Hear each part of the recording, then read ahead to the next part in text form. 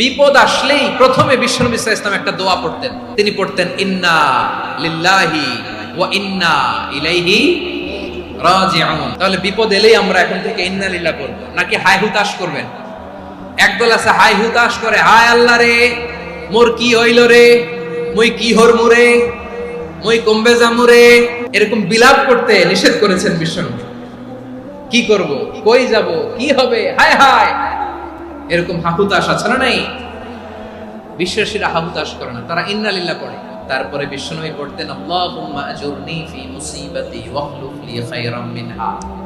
একসাথে প্রথমে পড়তেন ইন্না লিল্লাহি ওয়া ইন্না ইলাইহি রাজিউন, তারপর পড়তেন আল্লাহুম্মা আজুরনি ফি মুসিবাতি ওয়াখলুফ লি খায়রাম মিনহা, মানে আল্লাহ এই যে আমি বিপদে ধৈর্য ধারণ করলাম এটার সব তুমি আমারে দাও, আর যেটা হারালাম এর চেয়ে ভালো কিছু দিয়ে মেকআপ করে দিও, ভালো কিছু দিয়ে বদল করে দিও। সুবহানাল্লাহ পড়েন।